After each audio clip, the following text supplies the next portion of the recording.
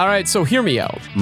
A lot of people like to say this is one of the worst Paper Mario games out there, and I had never played it, so naturally I wanted to find out why. So I did this little playthrough where I beat the game with as little fights as possible, and when I reach a mandatory battle, I gotta get a perfect rank on it. It was meant to show off how pointless battles are here and why the game's terrible, but when I did this playthrough, I actually ended up liking the game. But before we get into that, let's look at why some people may not like this game. Fight 28, oh man, 6 Shy Guys this time! The enemy variety in this game is getting really excellent. So yes, this is actually battle number 28 in my playthrough, and that's because this is a part 2, but if you're new here, baby, don't worry, I got you. Let me catch you up. Color Splash is a turn-based RPG, but also it's sort of not at the same time. The fights operate more like a puzzle. All the attacks are one-time use cards, and as you can see with my first fight, I get through it with literally no problem. Wow, that was a tough one. We almost, as you can see, we got a perfect bonus. All that really entails is just don't take any damage during a fight. But in terms of other rewards for combat, what else we got cooking? For defeating enemies, you can get yourself coins, paint, and hammer scraps. All of these are pointless and terrible. First off, coins. As you can see by my bank account here,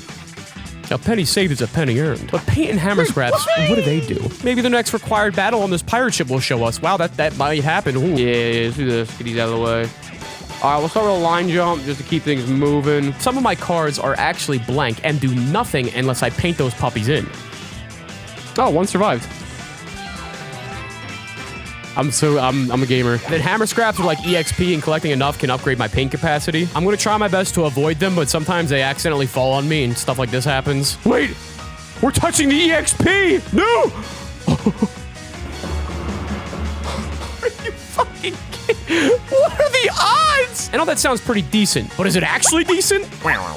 I'm pretty sure he just said no in Shy Guy. I start battle number 31. Don, you're wasting cards. I'm doing this for insurance, okay? Insurance. And if you notice really carefully, I have a lot of cards that are already painted in. You're able to collect regular cards. So with this next fight, as well as most fights, I don't need to use paint at all. All right, yeah, the fireball again. They love Morton. I get it. He's pretty cool. That's a nice. Okay, that's all we needed.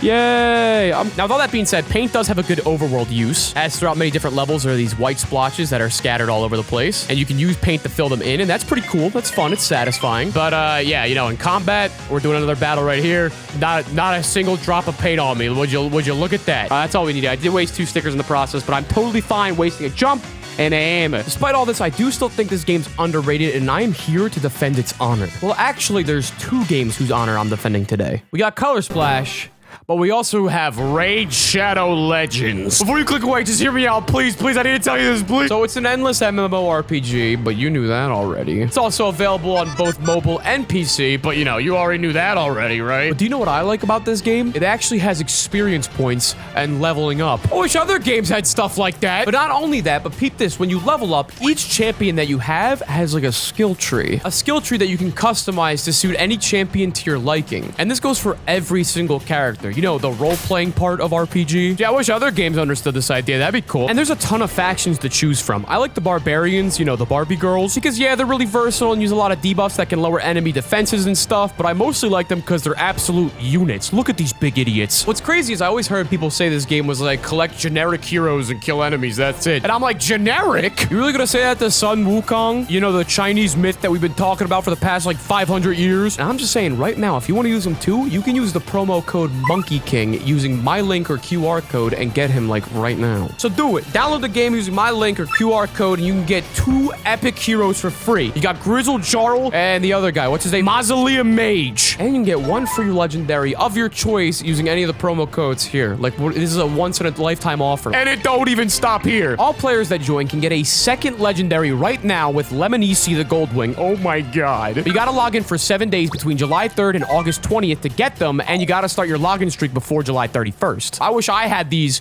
when I started, but I didn't.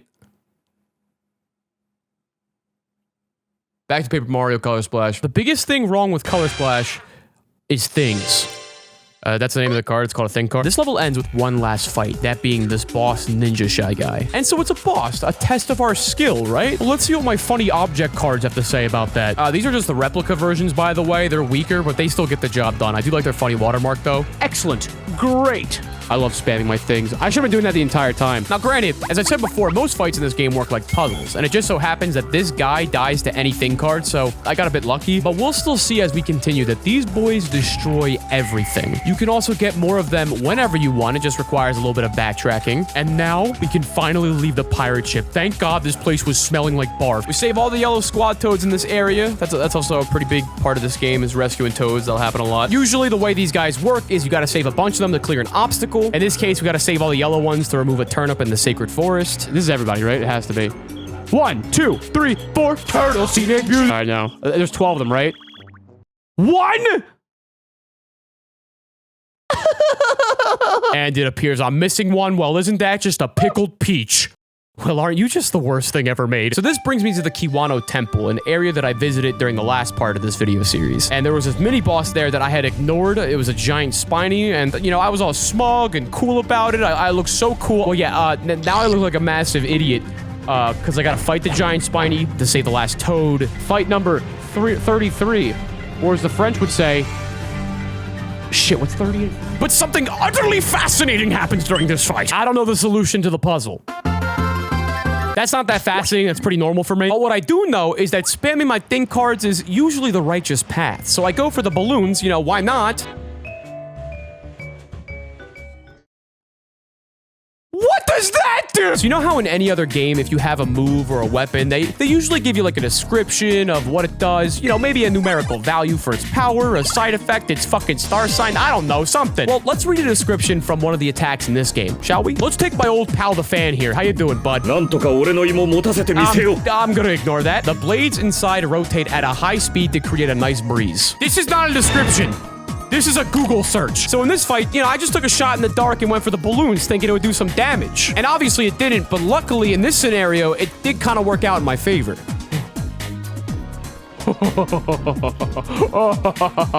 The balloons are sick! So I do end up perfecting this fight, but it's not really thanks to strategy, it's more so thanks to Lady Luck over here. God, she's so hot. But the real important takeaway here is that this game likes to leave out important information, and it definitely contributes to this negative reputation the game may have. But we get the yellow toad, and now we can go back to the sacred forest. And this place is really important because here I can finally start talking about things that I like in this game. First off, let's start with this dialogue here. Let me get this straight. First, you help us rescue the turnip, and then you squeeze the life out of it? Oh wait, they're mourning the turnip. Vegetarianism is a fad anyway.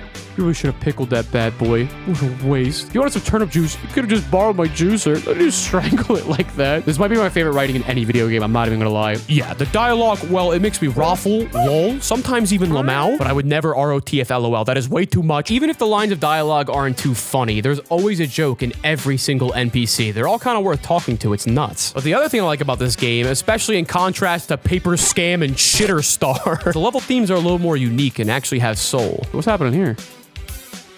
Oh, no way. I did not expect this. It's Tiny Huge Island. A level theme like this, making everything tiny. Yeah, Mario's done this before. It's not the most unique thing in the world, but you know what? Neither are you. You ever thought of that? Okay, I'm sorry. Let me just relax real quick. We're still in the first 10 minutes of the video. I have to act a little bit more normal, but it's still something. It's cute. And naturally, the enemies that we have to fight here are little tiny baby, little tiny guys. Is this not tough? Someone's gonna think this is not tough. That's okay. I get it, because this has been done before. I like this theme. I always like this theme. Look at the Mr. Man. Look at him go. So anyway, back to talk about how Chicken Run represents Nazi Germany. And the fights themselves are super easy. Kind of like Battle 33 against the small cheap sheep. Oh my gosh, wow. All right, so one starting attack already almost did the trick. Wow, that was a tough one. Talked about this a lot in part 1, but this game really likes to sacrifice gameplay for the bit, and this level really represents that. Oh no, regular-sized Goombas. Are they gonna make the wheel? Yeah, I've seen this before. We need to use them sparingly. He says with 9,999 coins. This is how I know my chat's... This game's awesome! The reason why we gotta fight all these enemies, by the way, is they broke up the mini paint star. And mini paint stars serve as the end of levels. You know, mini paint star... Mini level... So there are a few of these fights, but they all work the same. There's Tiny Hammer Bros, Tiny Goomba Wheels. These are fights 34 and 35, by the way. And because they're tiny, they're piss easy. It's like honestly not even worth showing. But then, right when we started getting comfortable, the concept evolves. Even Huey knows fight number 36 is coming. Oh, no perfect? Perfect. I don't think I can perfect this. I can perfect this. I can perfect this. Wait. Oh.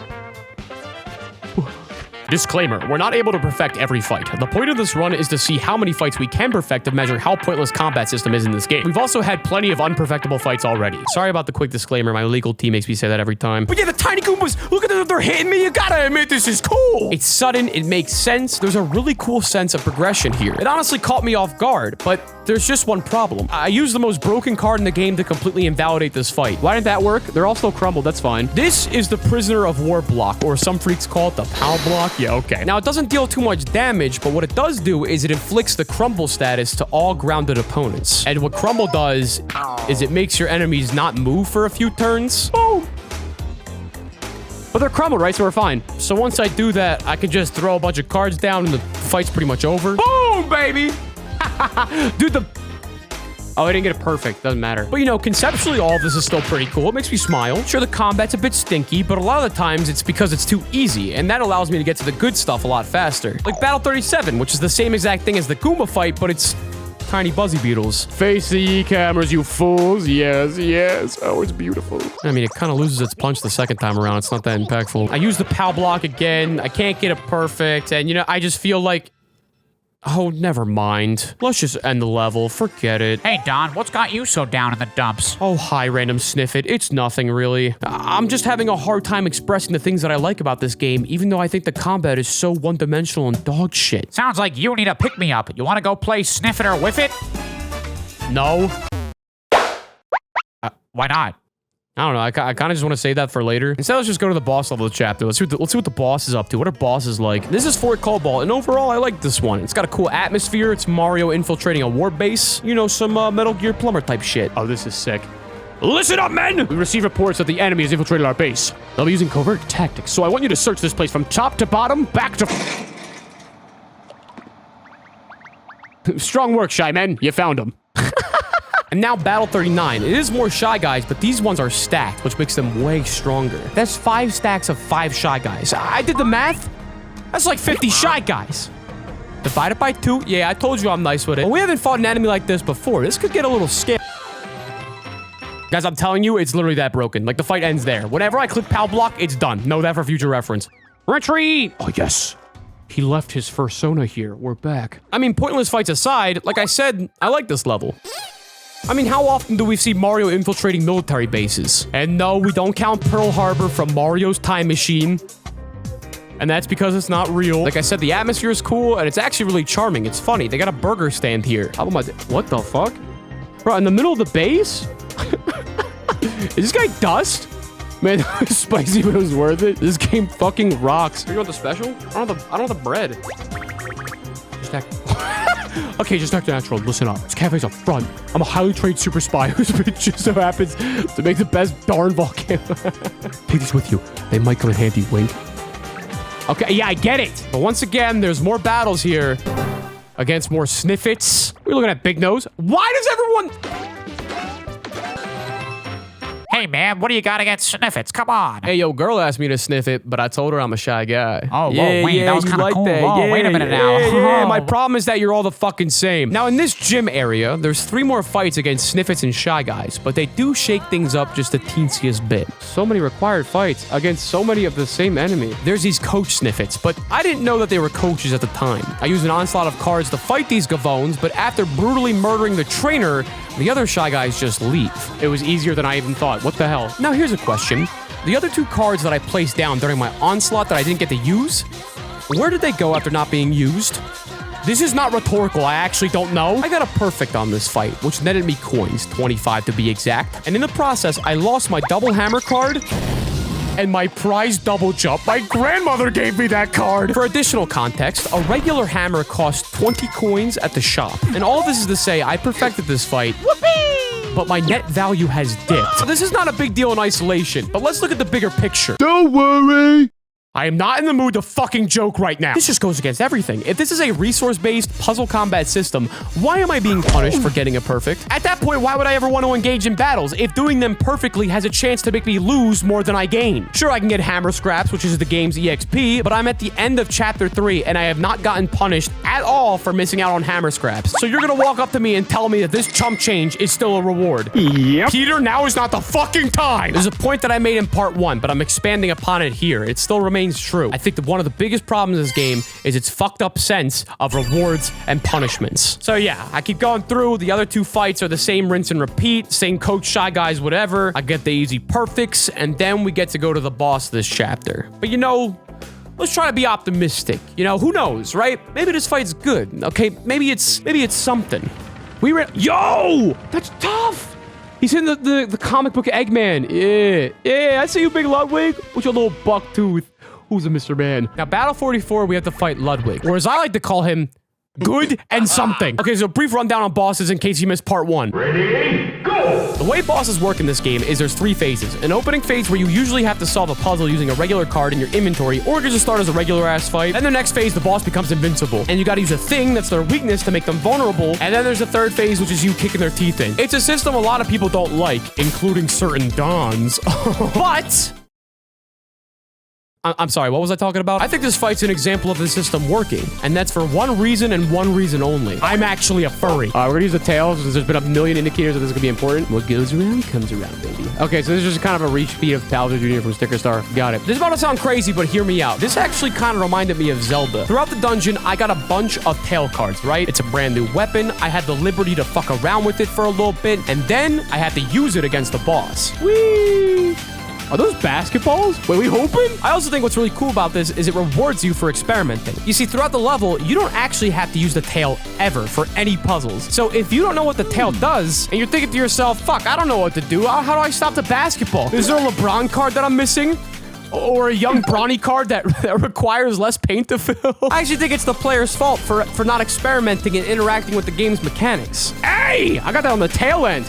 So once the tail phase is over, it's onto the thing card section. Yeah! She's going down. It's going down? Bip, bip.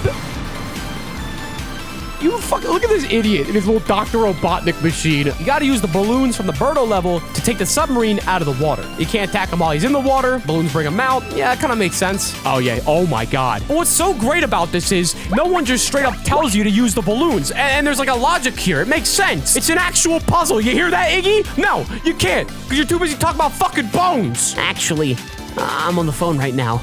My wife's in the hospital. Oh, my God. You're kidding. She's in the hospital? It's not because I fucked her, right? And also, this fight's perfectible. How about that? I almost do it. Good. I wanted that to happen. What? Oh, I guess I can't perfect it now. Yeah, all you gotta do is deflect every single basketball. I didn't do that, but the fact that you can perfect it, that's pretty cool. I like that. Oh my God, that's so easy. It's so easy. I messed up the 1 action time command. We actually could perfect that really easily. Do I think this system is still flawed? Yeah. But so far, do I think this is the best one to execute this idea? Yeah. Chapter down. We're having a dance party, baby. And every time is a different type of dance. The color waltz. And the ghosts come back. I didn't like the ghosts that much. They weren't that memorable. Defeating Ludwig gets us the blue grand paint star. And whenever we get those, they fill in a giant white area with paint. In this case, it's the Violet Passage, the place that we were at like 20 minutes ago. Let's go on Don's Pirate Adventure. Oh, man. Look how cool he is. He's got a sword. He's like Sonic. That's not Sonic. He's like... Yes! Sonic did have a sword! Everything's like Sonic if you get down to it. And this allows us to go on a grand pirate adventure. Yarg! Yo-ho! I am irrationally proud of this joke. Oh, yeah, but dude, come on. Pirate time? This is gonna be sick. Remember 1,000 Year Door? The pirate level was fucking awesome. This is gonna be...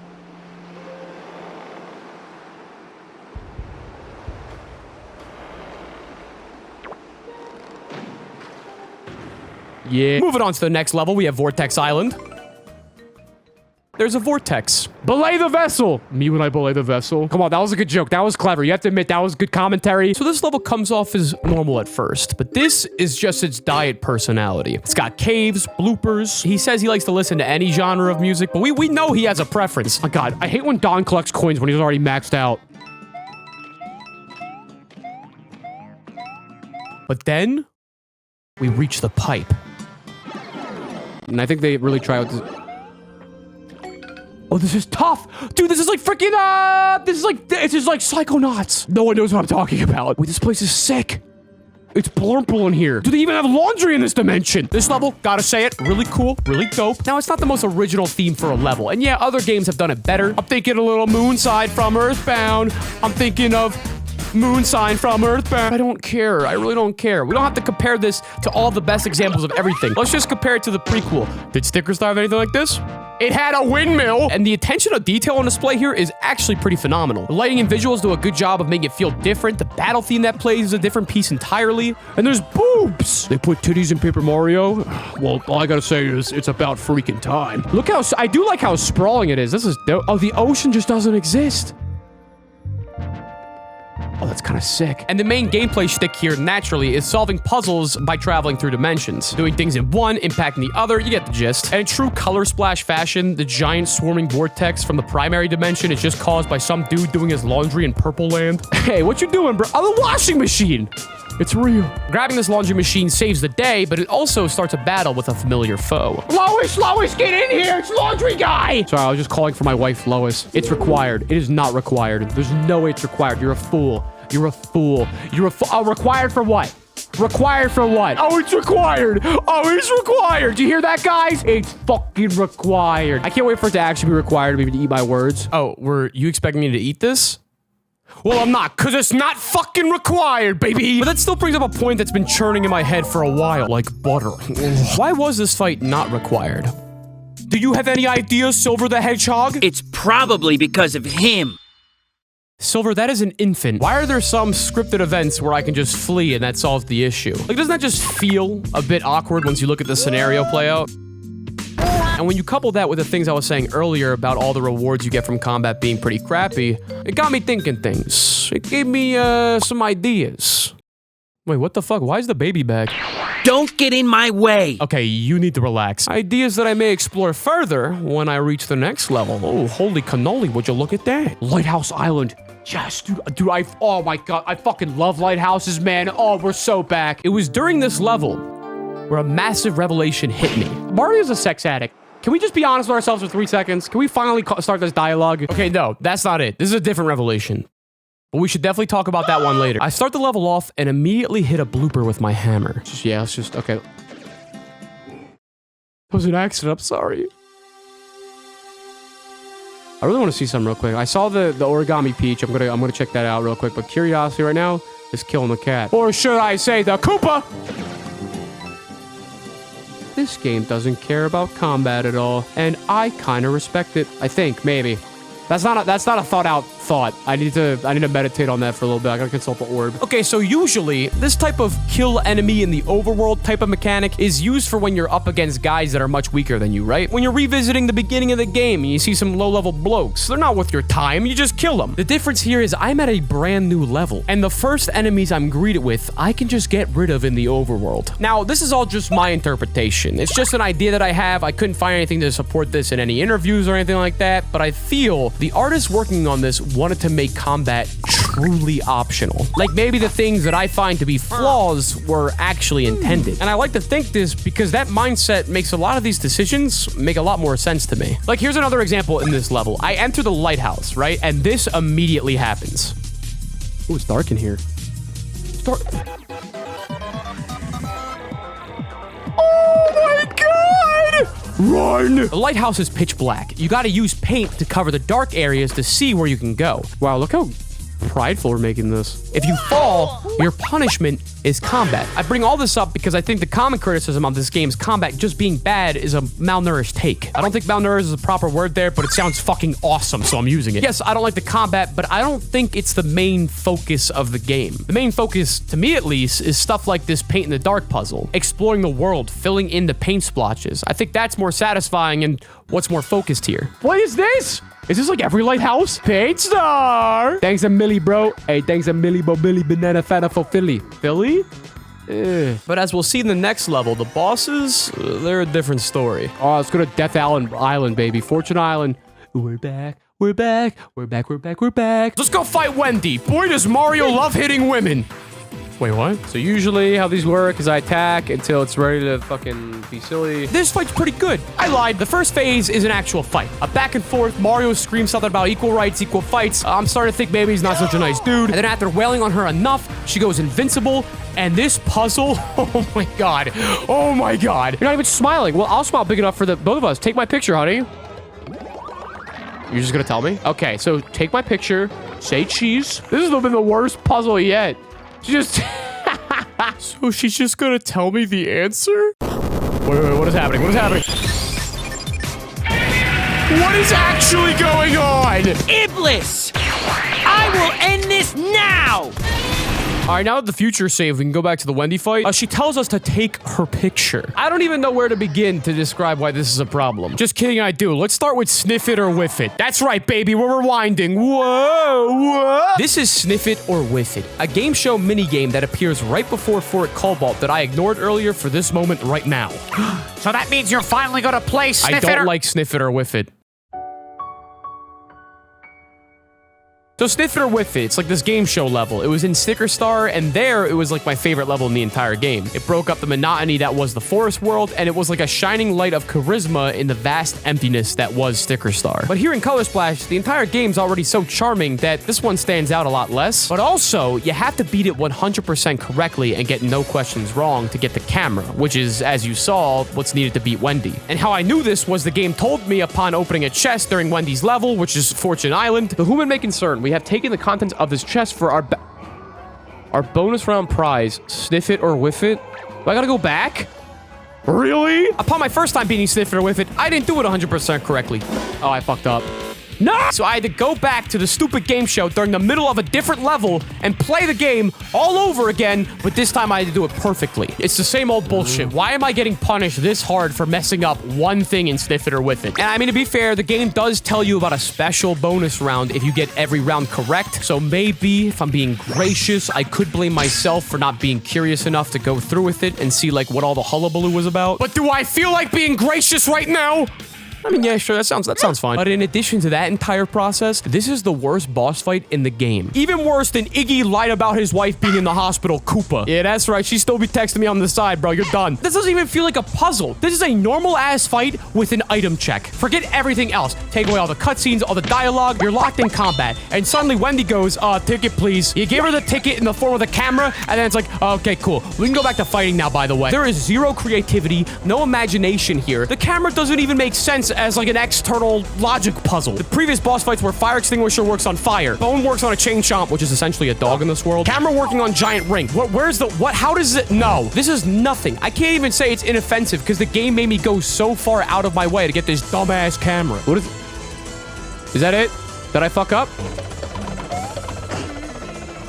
Well, I wish I knew. I wish I knew. I just wish I knew that that would happen. That's all. That's all. I just wish maybe that would have been cool to fucking figure out. Yeah, but after I use the camera, Wendy's basically done. You can't perfect this fight. Oh no, we're all really sad. Yeah, world's purple down, baby.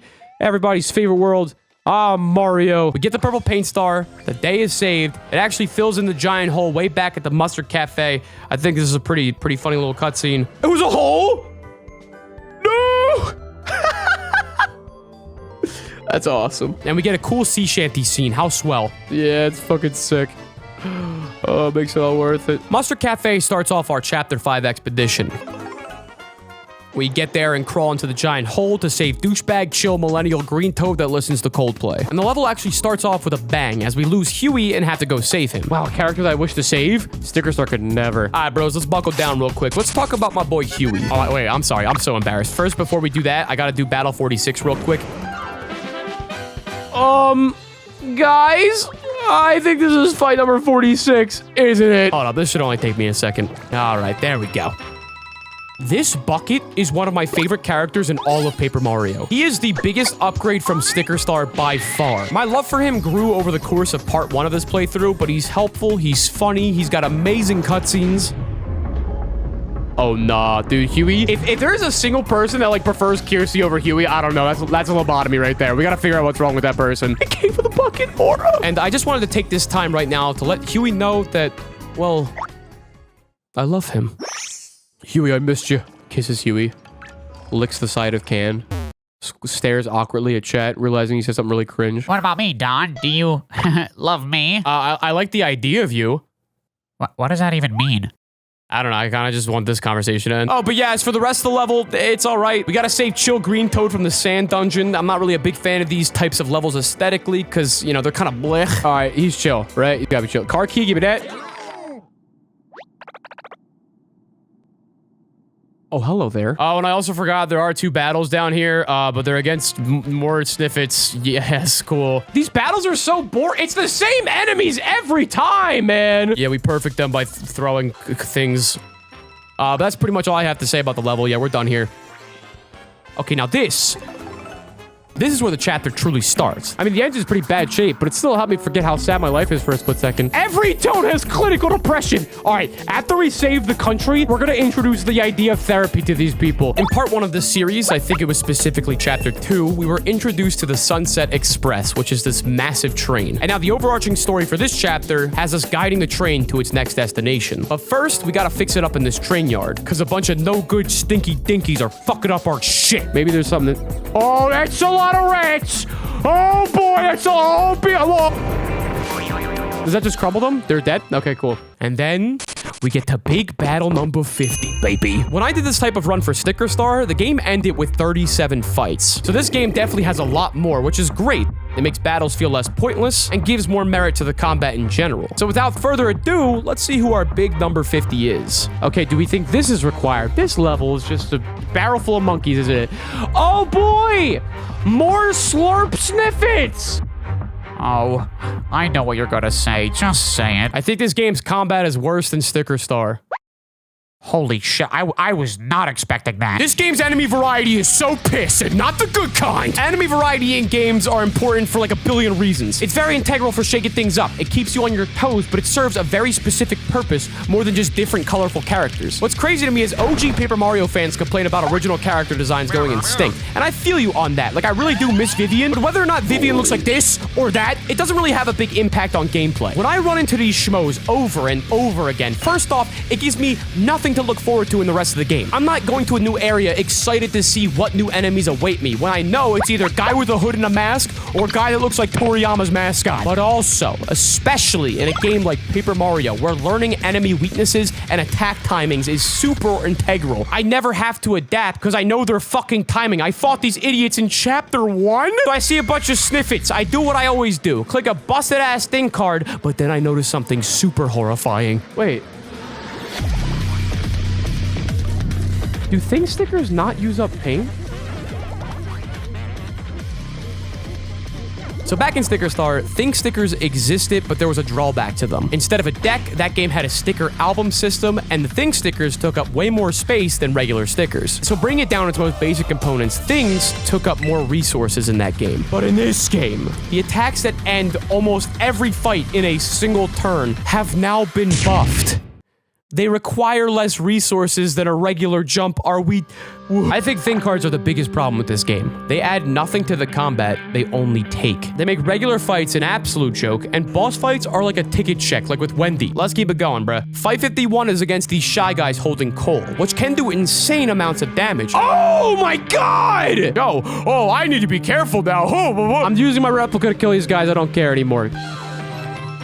And if you just want to end the battle whenever you want. And here comes Battle 52, everyone's favorite. These guys are fuzzies. I never fought these guys in this game before. I wonder if there's a different strategy that I have to use, or maybe... And it was a replica. It's the 52nd fight of the game. Fuck it, I'm done. We repair the train. The level's over. Hope that I could say the same about myself, seeing as how me and this train seem to be connected to each other. Oh god, you fucked it, didn't you? John, wait! Oh my fucking god, what? But you neglected to talk about all the funny parts of the level. You know, the parts that you liked. I watched the stream. I was there.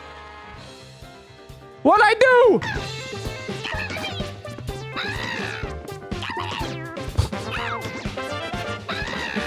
Well, at least they're happy. You know, if they can just expel all that negative energy upon me. You didn't watch the stream. Okay, that's fair, but there's funny parts. Can you just leave me alone? I've already battled you like 30 times anyway. And plus... I already know what battle's coming next, and I just want to get it over with. This is the Tangerino Grill, the target destination of our train journey. Here, we gotta prepare dinners for everyone that was on the train because the chef's useless or something. I don't really know. And one of those meals that we have to prep happens to be the most infamous fight in the entire game. Ugh. That sound effect. Whoa. It's a giant steak, and beating it up using normal methods just simply will not work. I went for the shoes here. I went for the boots because I didn't know if this was like an actual fight or not, but I guess I should have determined that because there's no paint inside of him. Do you call this meat? I've tasted shoe leather that was more tender than this. Yeah, why do you think they said shoe leather? That's kind of a weird choice of words, huh? You gotta follow a recipe, and the loadout goes like this. First off, you gotta talk to all the customers outside, and they'll tell you how to prepare the dish. Be careful you don't tenderize it too. Should I get a fucking notepad out? Tenderize it with your hammer, followed by using the salt and pepper, which is a thing card we can find at Fortune Island. Then we gotta use the grill, which is also found at Fortune Island. And finally, we top it all off with the lemon, an item that we encountered way back at the beginning of the game that I didn't get because it was guarded by Shy Guys. So, I mean, yeah, remember this fight. It's finally time.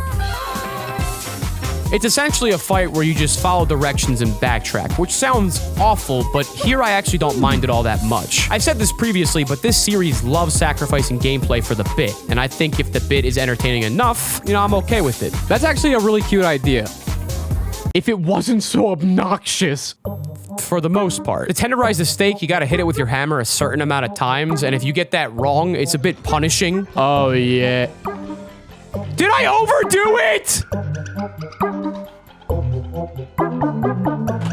Like, it's already obnoxious enough. Why do you have to make it this strict? Is it not good enough that I had to go around gathering all the ingredients, but now I have to fucking do things perfect? That's so lame. Wait, but why are you counting this as a fight? This doesn't seem like a normal fight. What the hell are you still doing here? Oh, I'm still waiting for my bus. It hasn't come yet. Can you, like, I don't know, wait somewhere else? I'm counting this as a required battle because I realized something. How is this different from the other bosses we've been facing? I mean, I whacked Iggy with my hammer until he's nice and tender, and then once the moment was right, used the pepper ingredients to take him out. But you don't want to use the hammer too much, or else he'll get too tender. Can't use the bone when he leaves, you can only use it when he returns. Wendy and Iggy aren't boss fights. They're recipes you gotta follow. The fuck you smirking at? You're a recipe too. Only difference with Ludwig and Morton is you actually have to figure out the ingredients, which is good, but at the same time, there's no freedom. But Don, wait, please! Wow, that must really taken a long-ass time. But once again, you're omitting all the good things about this level. Like, sure, the steak fight can be tedious and demanding, but it's still a really funny concept. And you didn't even mention the cooking minigame beforehand. You know you had a good time doing that. I don't know, man. I'm not in the mood right now. Well, you'll see. The next level is surely gonna tickle your tiddlywinks, and then you'll love this game again. Tickle your tiddlywinks? No way you just said that. All right, fine. I'll give the next level a fair shot, but if I have to fight another shot... Oh, look. Wow, chat, wow. The chapter ends on the Sunset Express itself, a runaway train, which was hijacked by the next boss. Hey, wait a minute. Look at it. Yeah, look at that dude. Oh, that was the sickest still frame the entire game. We have to get to the head of the train while also saving a bunch of toads along the way, which leads us to the next required fight. Yo, are you teabagging that? Brother, what? Wait a minute. It's actually different. That's right, the mariachi guys are back, baby! And this time, they changed their tune to a song that buffs all of their partners, giving them more attack, more HP, and actually makes the fight a lot harder. Oh my god, these guys have a lot of health. And look, there's Boomerang Bros. Yo, what's up, bro? And there goes my eardrums, okay? Now, granted, I use the PAL block because it's still the most, busted item in the entire game, followed by busted-ass thing sticker, but I will give the credit where credit's due. Is credit due? It's different. So this is what Stockholm Syndrome feels like. Yes! Let's go, baby! I told you I got this shit, baby. They always tell me, Don, you can't do this. Don, you can't do that. Hey, I want you suck my fucking nuts. Things are turning up a bit. Battle 57 comes up and bada boom! I'm here to save the day. Oh my god. Red Sniffets? Oh wait, we can actually not move?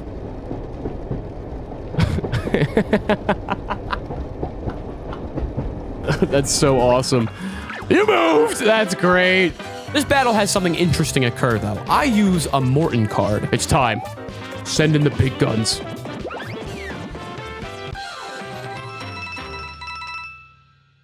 Dog, that's gotta be the lamest shit I've ever... But this game actually has enemy cards of like every enemy that I can fight in the game. However, during my stream, a lot of people told me they're not that great, so I ended up not using them. But the Koopaling ones just end any battle on the spot. It's literally a free win. The way I got this is by beating Rochambeau, which is like a mini game. Go watch the last part if you don't know what I'm talking about. Oh, that's also how I got super freaking rich, by the way. Actually, no, I got rich by losing at Rochambeau, because, you know, this game has no concept of rewards and punishment. The Koopaling cards, I think, are great. Great! Yeah, that's what I said. I actually think it's balanced to get an auto win card from doing a pretty lengthy minigame type of thing. Oh, wait, but then I remember thing cards exist. This game blows! Then I go to the next stupid train card, and here, there's no battles. Okay, it's just not that big of a deal. But no, it's actually just charming dialogue. Mario, please let me hear you for a moment. In the middle of a boss level. Don't you ever wish you could escape from the hardships of your everyday life? Take us, for example. Out of nowhere, and with no notice, we're ordered to attack the train works or attack the kitchen? No rhyme or reason. Mario, every obstacle you've experienced has been the result of our hard and thankless work. I hope these guys upstairs realize how much we actually do. I sit here and look out of the window at the evening sky, worn out at the end of every day, wishing that I could go to some faraway place. I understand the reality. I'm in Bowser's army for life, so I'll just have to give up on my dreams. Mario, I'll probably be ordered to attack you someday, and I'll be bad guys versus good guy. There's no point in lying to ourselves. Thanks for listening, Mario. I'm sure we'll meet again. Maybe as enemies. Maybe as friends? Never mind, I lied. This is the most underrated Paper Mario game again. I feel so conflicted all the time. Okay, let's just hope this momentum carries to the next boss fight, that being battle number 60. But first, we gotta do battle number 59, which is coal guys that are stacks, and I have a PAL block. Perfect! And then, Larry Koopa. Okay, what's up with the peanut gallery today? Okay, gamers, now it's time to do our regular attacks until the big bad's ready for us to win. And this fight, for as much shit as I give in the combat system, I actually think this fight is well made, and I like it a lot, actually. Yeah, well done, Larry. How would you like the corner office and a big check? Phase 1 features this Toad trying to reach the train engine to stop this shy guy from healing Larry. So you spend a few turns taking on an onslaught of enemies to cover for him. Oh, whoa, whoa, whoa, ho, ho, ho. Whoa. I'm out of pain. I'm actually running out of resources right now. Kind of scary. Well, they're just gone. That took care of that. Okay, okay. Cards are used and are valuable? What? Peep this. Okay, peep this, right? We had to go through an entire level fighting off tough enemies, already using cards there. And in this fight, we gotta fight off 3 waves of enemies using even more cards. All right, I'm actually having to use my fucking brain here for once. Jesus. Because I'm consuming so much of my deck, I actually have to manage it properly and think about what resources I want to use and which ones I want to save in the back. I'm also unsure if you have to perfect these waves. I personally did, but I couldn't find anything online about this. Oh, and also that puzzle right there. It's a pretty good one. And the Larry puzzle's not bad either. Once we successfully navigated the Toad and he stopped the healing, the next phase commences with Larry attacking us with smoke. If you love Edge so much, then why don't you marry this smoke? That is, oh my god, I've had it up to here with you. I thought I dodged that. Okay, now I understand what needs to be done. We're gonna do that. Is that gonna work? Okay, I was paralyzed with fear. I think this is a brilliant puzzle. It makes total sense. Wendy's not asking for a photo op. And this fight actually made me feel like I had accomplished something. And thus, I think it's my favorite boss thus far. Bop! That was the biggest hurl hammer I've ever seen in my life. Super Mario, baby. And to top it all off, this boss fight kind of serves as like a beautiful little bow on the gift that was this level's characterization. All of the enemies on the train don't actually want to be here. The guys in the train car that we talked to are all dissatisfied with their positions. Even Larry's looking kind of lazy. I mean, look at this asshole. He straight up says he's kind of only doing this because he doesn't want to face the wrath of Bowser. And I like all of this. None of this is too out there and it's not going to stick with me for the rest of my life, but I thought it was neat. I thought it was worth mentioning. I thought it showed effort and care. I've said this quite a bit, but I mean this. This game has soul. I played Sticker Star and Paper Jam and felt those played it way too safe and boring. Nothing about those games made me wonder. Nothing about those games had me excited about what's happening next. But this game's different. It feels like they really cared and they really wanted to make me happy. Wow, look at that, Mario. The star-filled sky is just gorgeous. All right, we gotta reminisce. Are we gonna chill? No wonder it's called Starlight Cape.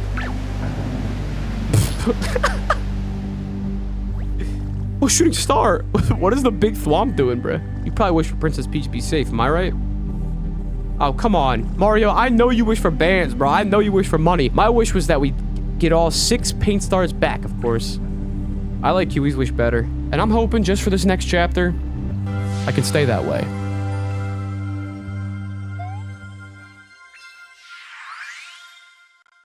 All right. Okay. My videos are just a stim factory. On to our last big paint star. You know what that means? It's time to go to Red Pussy Volcano. Oh, yeah. But here, signs of sticker star start to emerge. Dance the night away. Da, da, da, da, da, da, da, da. Tonight we gotta get on the floor.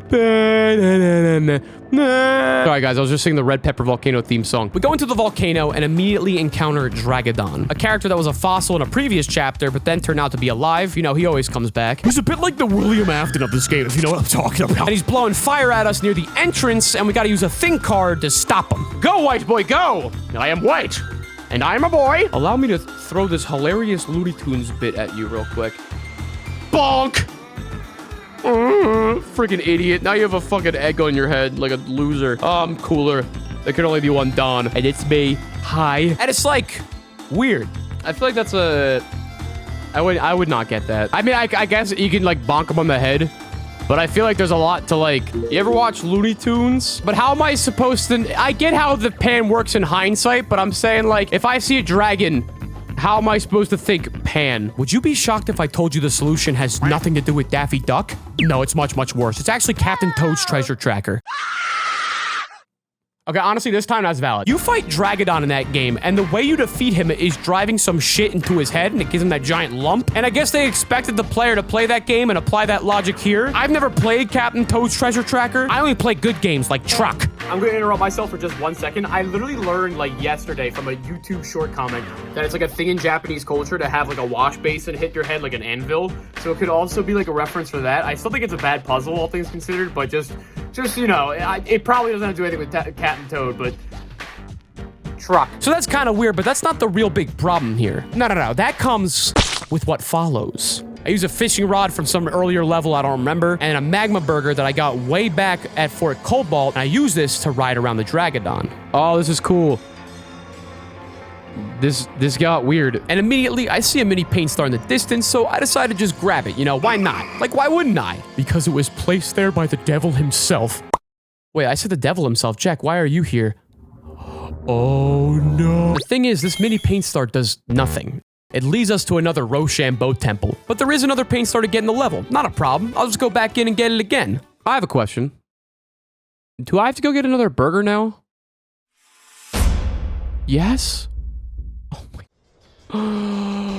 What? Okay, am I wrong for thinking that's kind of mean? Like, you just don't do that, you know? But also, let me remind you, I play this game like an asshole. I don't interact with any of the combat. I spam my thing cards. I avoid all fights in EXP, and I have barely been punished for doing any of that stuff. But God forbid, I grab an optional exit. I then gotta dip, backtrack to Fort Cobalt, grab a cheeseburger, and then come back all over again and do it all over again. All right, then why can't you feed him the burger that says Dragodon's your friend? Come back anytime. Who thinks it's a good idea to go through this again just to get one thing? Paper Mario and backtracking, man. What can I say? They go together like me and Iggy's wife. And as for the rest of the level, it's perfectly fine. Damn, this game does not punish you for your paint capacity whatsoever. I mean, it's a cool lava level. There's some nice shimmy sections. Shimmy, shimmy, yay, shimmy, yay, shimmy, ya. It's just all the beginning nonsense where I'm like, why? But here's what I'm trying to articulate for everybody that thinks this game's the best Paper Mario and a 10 out of 10 and it saved my life and all that fucking... Like, can you see how this happens to somebody and that can make them, you know, feel some type of way? Maybe anger, frustration, self-loathing. Like, I think what bothers me so much about the discussion of these games is just people like... You know what? Never mind. What's the point? God, baby, sweetheart, what is it? Don't you ever talk to me like that again. I'm over this shit, honestly. Like, can we just get this over with? Let's just go to Red Pepper Vault Crater. They're the same. It's the same. 7 Rochambeaus in hand. I'm good singing. There's only one fight here. It's with another giant version of a regular enemy. Ooh, I don't even know if you can perfect this fight. I'm not gonna check it. The boss is lame as fuck. It's a fire enemy. You kill it with ice. I thought that was just one shot. I'm not gonna lie. We're in the final chapter, and this guy stole the gimmick of the first boss. Great stuff. Great stuff all around. Wow. Let's see. Next battle's in the Sacred Forest. We actually gotta go back there. Leave me alone, swine! Best user, no doubt. I'm fully committed to the series. If you're fully committed, then kill your mother and father in my name. Don't actually do that! Wait, so you're just gonna skip everything in between? You're just gonna do the fights? Look, I'm exhausted, okay? This is already part 2 of a bigger thing. I've done 3 of these already. I just want to be done at this point. But if you're only gonna talk about the fights... Wait. Why am I not able to move around? Yeah, but the chemic fight here is actually pretty interesting. Kickity-caw, kickity-coo, make Mario the size of a shrew? The hose are gone. You can perfect it, but it takes a lot of prep, and I don't feel like doing that. Each turn chemic layer is a gimmick from a previous fight with him. We fought him a couple times in the first part, so it is like a cool final battle. It feels appropriate. Everything's face down. Bitch! Hold up. I'm raw, bro. I don't give a fuck right now. I don't give a rat's ass. I don't care. Don't care. At one point, he takes away all my cards, so I gotta use the battle spinner to get it back. Now I gotta explain that the battle spinner is something that was mentioned briefly in the last part. I didn't use it all this entire playthrough. What you do is you pay coins, you spin a wheel, and you get to use a card. I'll give you that, give you that, give you that. I'll give you that, give you that. Oh, battle spinner's actually really good. Wait a minute. Wait, you can just guarantee yourself a replica every time? Every time? Wait, Don, I'm serious. I'm kind of scared right now. I can only do poses. Why can't I move? So after this, we go to the green energy plant. I'm ignored. He's ignored me. I feel ignored right now. I think I know this place. This is where they host the Melee bi-weeklies. There's a local they host here a lot. I know this. The plot of this one is we go inside a TV. The entire level is a Mario 3 throwback. Oh wow. Haha. Me when I Mario 3, right, guys? Guys, what the fuck is happening? This is so weird and unusual. Everything about this world is bizarre and strange. Man, I love Mario 3 references. I think every Mario game should reference Mario 3. Mario 3 saved my marriage. It helped me connect with my long-lost son. Yeah, he's a sandile. Don't bring it up. He's embarrassed about it. Okay, wait. This background definitely used to be green. I would not forget that. I guess I wouldn't also forget how to move, but what is happening here? Bullshit aside, I will say I like this level a good amount. It shakes up the gameplay. It definitely caught me off guard. And it even has a reference to Super Paper Mario. That was pretty neat. It is Super Paper Mario! Oh. It's tastefully done. You even find the hammer thing here, and it shows up as a little reference, which is neat. Is that the That's... That's awesome. That's awesome. That is awesome. That's cool. I like that. I like that it's a little 8-bit hammer. Come on. This game's cute. Why do they pay attention to literally everything besides the combat? I have to know. Yeah, but that's pretty much it. Sorry for the distractions. We can just keep the ball rolling here. Oh, hey, look at that. Wow, a paint star. First time seeing that around. That's crazy.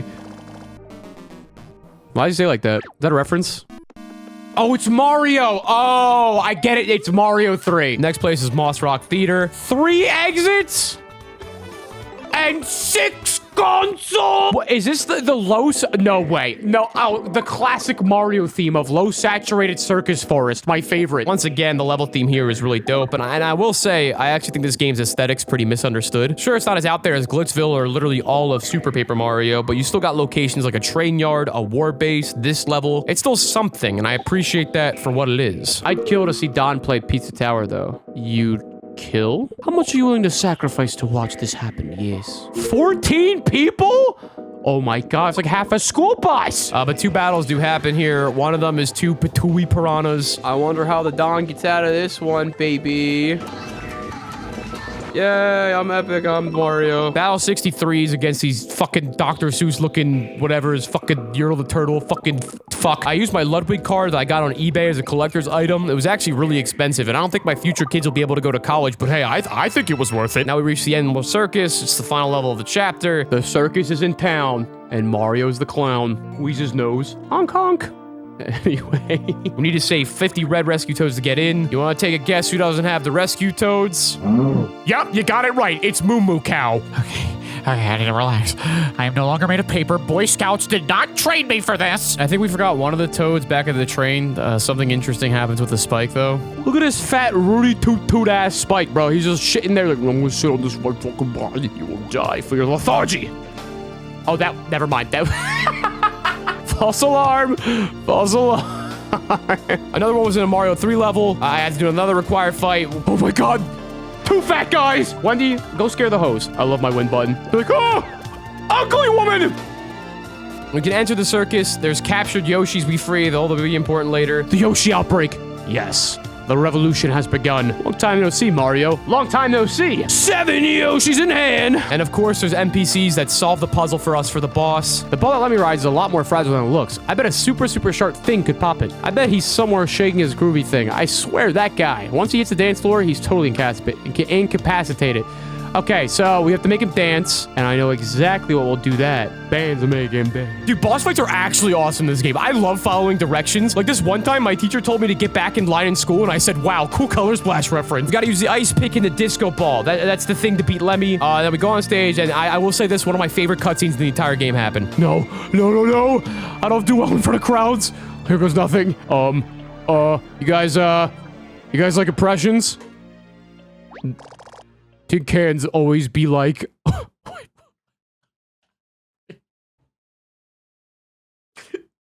Did they hire Twitter users to write this script? And I kind of mean that in the best way possible. And he gets decimated. Tough crowd. That wasn't a joke. That was a shitty Snapchat caption, bro.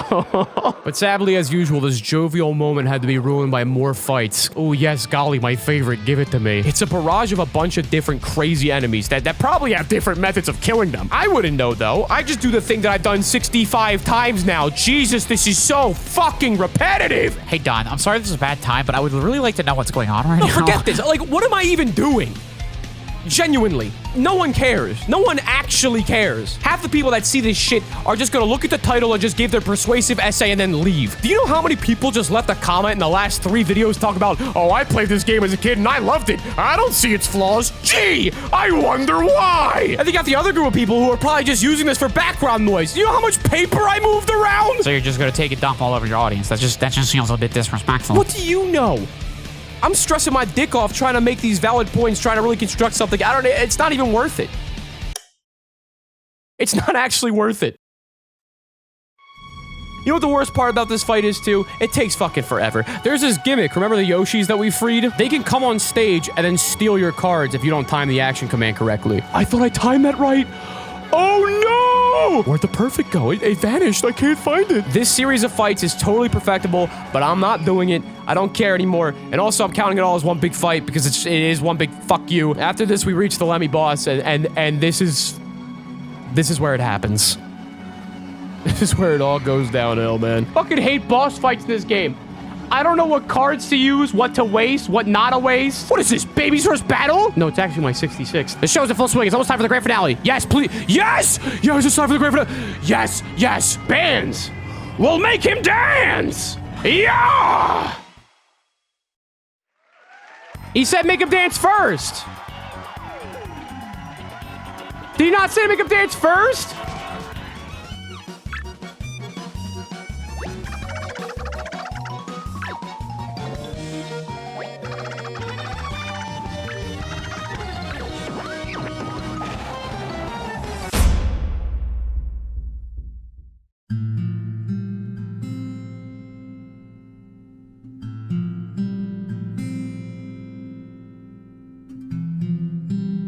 Hey, bud.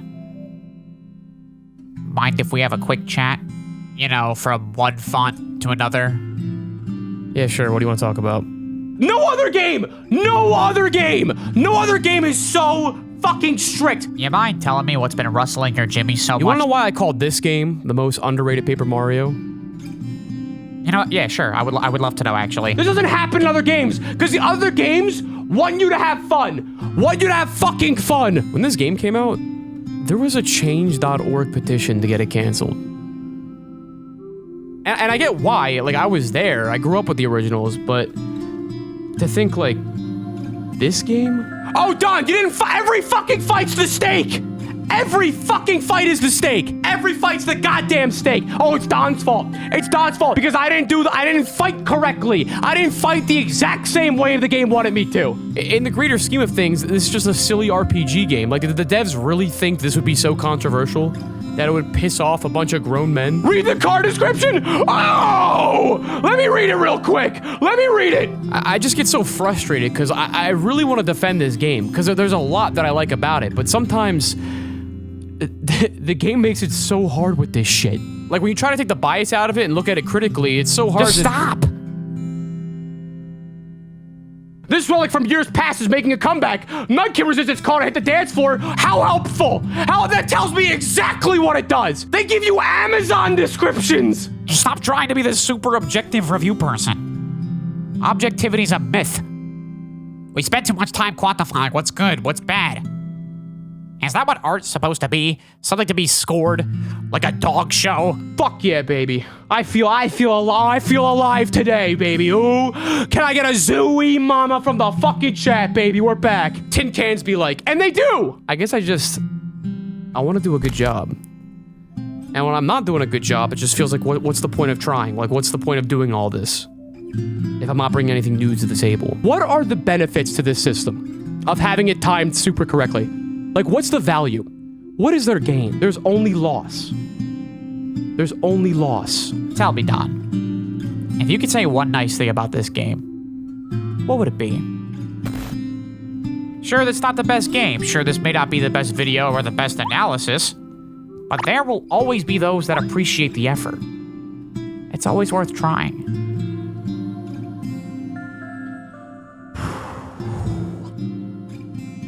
So personally, how do you feel about the game? I don't know. Well, sometimes that's an answer too. Huh. I flung my fair share of shit at the battles of this game, but I want to go back and look at one of my favorite fights. Is this Petey? Battle number 27. It's the one that I led on a cliffhanger in the last part. I don't know if people even remember that I did that, but I did. I meant Jack did it. It was all Jack. This fight happens in the later half of Chapter 3, and I'm bringing this up now because I actually think it's a pretty solid fight. You see, Petey here has a weakness. It's because he's P.T. Piranha. He came out of the teapot. It's a pun. But the cool thing is, you don't actually need the weakness. It's not required. And thus, when I fought him way back in Chapter 3, I didn't have the lemon, and it actually felt like a real fight. Now, granted, I still use POW blocks and other things to get by. I mean, you know me. You know a guy like me.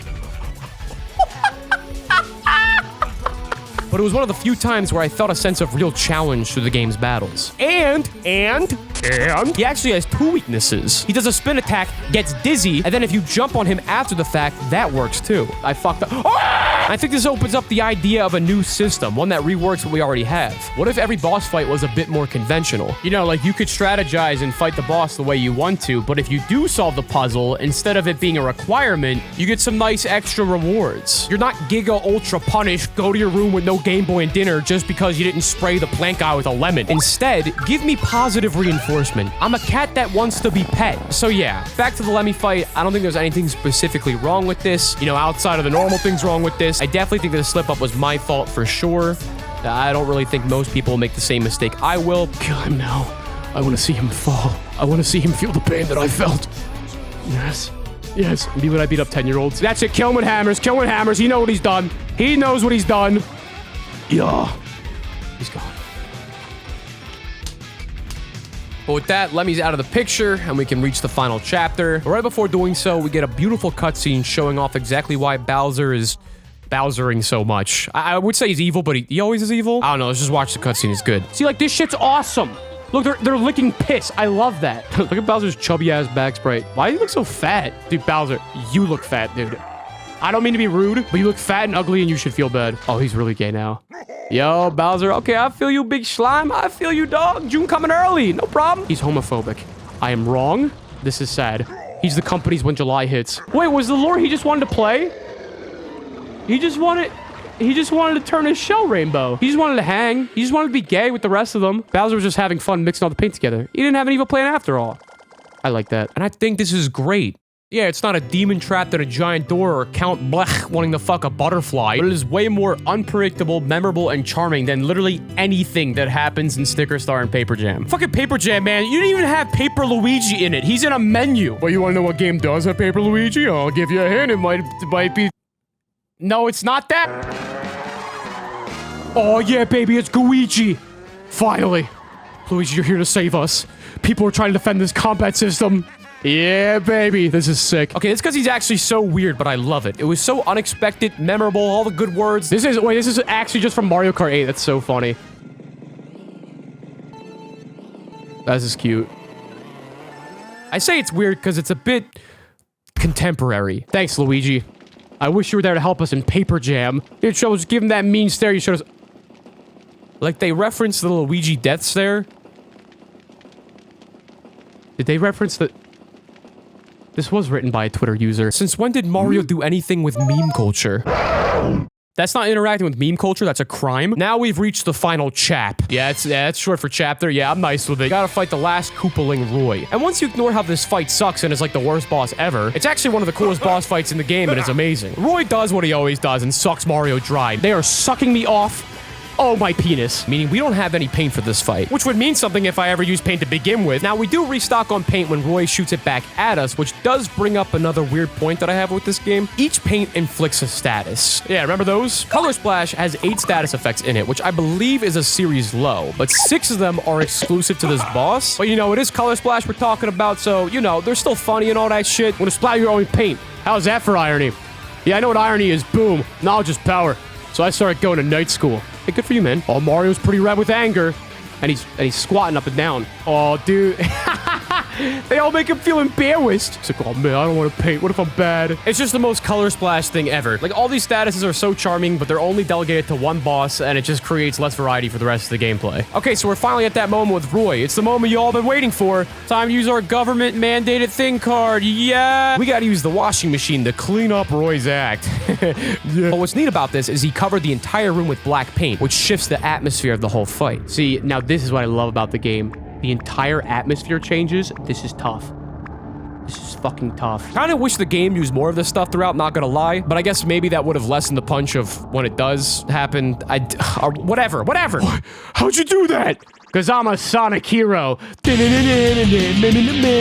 Roy's finally defeated. We progress through the level, and it's still more Shy Guys. Oh my god! Battle number 1 was 3 Shy Guys, and then battle 68, one of the last ones, is a Shy Guy with a bucket. I'm gonna lose my marbles! And then there's battle number fuck you. It's against a bunch of bros. So you like kicking butts, do ya? And even at the very end, I'm still going down swinging, baby.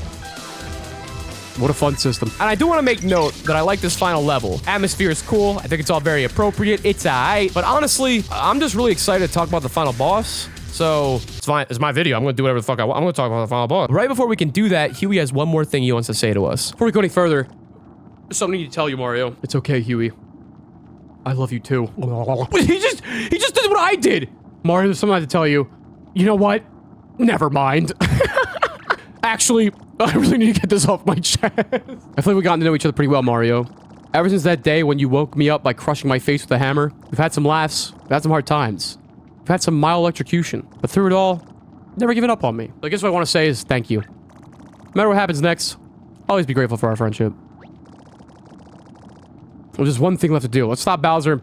I actually care about this cutscene right now. So during part 1, I brought up a producer interview where they basically talked about how they really focused on everything in this game besides the battles. And here I want to highlight a different producer interview by none other than Shigeru Miyamoto himself. And he said, bro, when you see this final boss, you're gonna blow loads thicker than oatmeal. Big number 70. What a beautiful, rounded out fight. Now, I don't know if there's actually 70 required fights, but I gotta handle this game. How many fucking items do I have to actually win this? My lineup is not looking too good. Bowser boss fight is the best boss in the game. Best boss in the game. Get fucked, Larry. Give me back that big check. Your family's starving. I hated Sticker Star's final boss. It was a gauntlet of thing sticker puzzles, which it did make sense, but did it make me happy? No, it did not. Oh shit, you're back. Yeah, I want to watch you do the final boss. Okay, cool. Yeah, that's fine. This shit was just so annoying. You use scissors to beat a thwomp? This game would have been atrocious at Rochambeau. But you want to guess how many thing cards are required to beat this Bowser? Nope. Lower than that. Bro, I said lower. Are you dead ass right now? It's 0. The answer is 0. We don't have to use anything cards. It is a test of pure skill. Grit. No ticket, please. No recipe. No steak. Only chicken in this burrito, baby. Bowser is covered in black paint, and we gotta whack that schmutz right off of him. He'll then attack us, and if we fail to block, he'll regenerate it all back. I thought he was going for the hammer attack. Okay, I messed up. That's fine. It's a solid gimmick, and if you mess it up, you don't fucking die. You have a chance to heal, learn the timing, and rise to the occasion. Just like in Raid Shadow Legend. Now, it's not perfect. For some godforsaken reason, jumping doesn't work on Bowser. Oh, I used a hammer last time? Oh, fuck off, dude. Well, that sucks. That just happened. Forgot about the horns. Which is honestly more so just a Paper Mario problem. In Super Paper Mario, you can't jump on him, but in TTYD, what, did he just not polish his horns that day? And I feel like that's a bit lame. Like, I got a bunch of jump cards for this final dungeon, and now you're telling me they're useless? I just can't use them on the boss? You know what? Honestly, it's fine. The bucket's half full. I got new coasters for my apartment now. It all works out. Like, to eliminate 1/3 of your normal arsenal for this fight, we could have just not. But there's also a weird upside to this. I now really have to focus on card management, like, more than ever before throughout the entire game. I think this is perfect. See, because you don't need to require a thing sticker, but you actually have to think of a strategy to take these guys out in a way. Like, this is actually, I feel like this is satisfying. All right, I think this is fine. This limits my capabilities, and because I don't have much paint capacity, I can barely fill in my blank cards, which means, for the first time for real, I am finally being truly punished for not getting EXP. You hear that, Sniffit? What was that? Sorry, I was on the phone with my wife. Oh shit, I didn't know you were married. Yeah, here's a picture of her. We gotta end this, bro. This video's getting weird. Oh, but bro, look at this. Look at this shit. There's one part right here where I actually have to strategize, and the cards are like good here. Like they're dope as hell. Keep that. Ready for this? Ready for this? I'm actually playing the game. Hold on. All right, KO hammer. Right. And then this. And then this. Better idea. Ready for this? And then this. And then next turn, I'll do the one-up shroom, huge hammer, fire flower, and then whatever I get from the roulette. I'm a fucking genius. There's a scenario where I use a bunch of blank cards, and then I end the onslaught using a one-up shroom. In doing so, I'm making sure I use up the most amount of paint before using that shroom, so I get the biggest bang for my buck. Had enough yet, Bowser? I'm still going. I'm still going, baby. Yes, yes. Dude, I felt like freaking Sun Tzu after that play. You kidding me? That's a puzzle. That's a real, genuine puzzle. They do exist. They're real. I had to figure out the perfect combination of cards to get the most out of my limited paint count. If you tweak this could have been every fight. We could have had something here. Okay, but maybe just the important ones. Now it's getting difficult. I'm running out of cards. I'm at my wit's end. Battle Spinner, you gotta help me, please. All right, cool. Do I have an iron jump? No. Is it worth getting more paint? No, I have nothing to attack with. We just battle spin. Let's go. Let's go. And finally, Bowser ends the fight with his ultimate attack, Kamehameha, whatever. And if you successfully block it, the fight is over. And I fail. No! Oh, it came so slow. It came so slow. And it's perfect because it doesn't kill you. There's no using the ice pick on the wrong turn, no bone. It's still extremely punishing, but the game doesn't expect you to ace an action command that you're seeing for the very first time. I love this. This gave me hope. Maybe humanity can make it. Like, make things less punishing, clean up the game, change some values. I think there's something here. I can't figure all of it out. Like I said, I don't know enough about making games. I'm an idiot. But this is just how I feel. Oh! I'm huge. I'm huge. I'm clutch. I'm the clutch god. I'm the clutch god. This is the best boss fight in the entire game. All right, I think we're good. I think we're good. I think we're real. Okay, oh, well, that was stupid.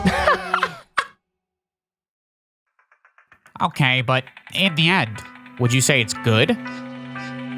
I think. Thanks again so much for Raid for sponsoring today's video. Make sure to check out the link in the description and try out Raid today. Man.